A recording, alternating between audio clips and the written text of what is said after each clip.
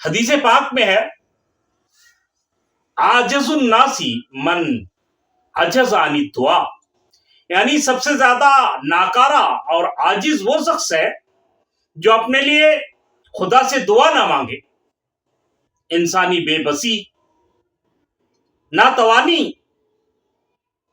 ناکارہ پن، محرومی اور بیکارگی کے مختلف درجات ہو سکتے ہیں، اور ان میں سب سے بدتر حالت یہ ہے کہ انسان خود کے لیے خدا سے مانگنا چھوڑ دے، دعا کرنا چھوڑ دے۔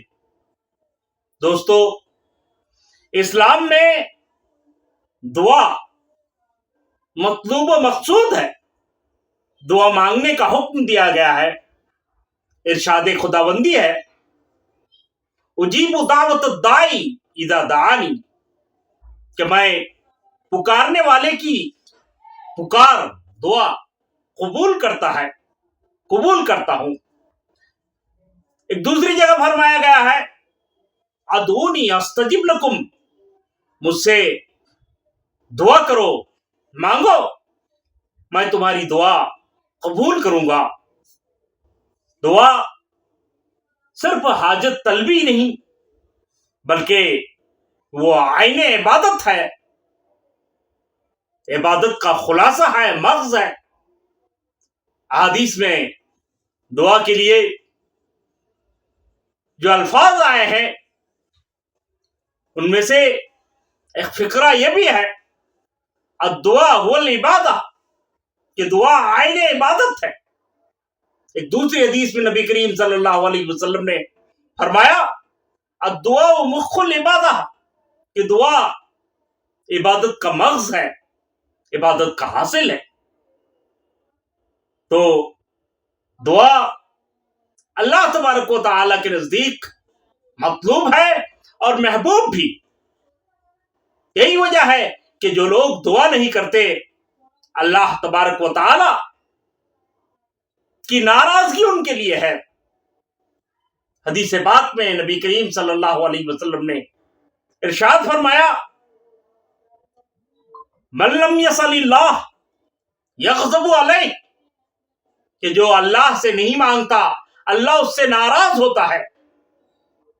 اور اس ناراضگی کی وجوہات پر اگر غور کریں تو دعا کے نہ مانگنے کے وجوہات پر آپ کو غور کرنا پڑے گا۔ دعا نہ مانگنے کی کیا وجہ ہو سکتی ہے؟ ایک وجہ یہ ہو سکتی ہے کہ انسان اس قدر مایوس ہے، نا امید ہے کہ اب اس کا کسی چیز پر بھروسہ نہیں رہا اور اس نے دعا مانگنا چھوڑ دیا۔ دوسری صورت یہ ہو سکتی ہے کہ اس کے اندر اس قدر کبر ہے، تکبر ہے کہ وہ دعا مانگنے کی ضرورت محسوس نہیں کرتا۔ ظاہر ہے کہ دونوں صورتیں انتہائی خطرناک ہیں۔ مایوسی، ناامیدی کفر ہے، اور اللہ تبارک و تعالی سے خود کو بے نیاز سمجھنا بڑی ہلاکت کی بات ہے۔ اسی لیے اللہ تبارک و تعالی نہ صرف یہ کہ دعا کو پسند فرماتے ہیں، دعا قبول کرتے ہیں، مانگنے والوں کی مانگیں مرادیں پوری فرماتے ہیں، بلکہ جو لوگ سوال نہیں کرتے، جو لوگ اللہ کے حضور دعا نہیں کرتے، اللہ تبارک و تعالی اس سے ناراض ہوتے ہیں۔ تو بہرحال دعا ایک مومن کے لیے ہتھیار ہے، دعا ایک مومن کے لیے خدا کے حضور پہنچنے کا ذریعہ ہے۔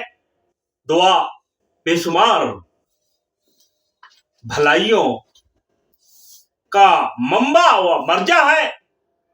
ہمیں اللہ کے حضور گریہ وزاری کرنی چاہیے، مانگنا چاہیے، اپنی حاجتیں پیش کرنی چاہیے۔ اللہ تبارک و تعالی نہ صرف یہ کہ عطا کرتے ہیں بلکہ مانگنے والوں سے خوش بھی ہوتے ہیں۔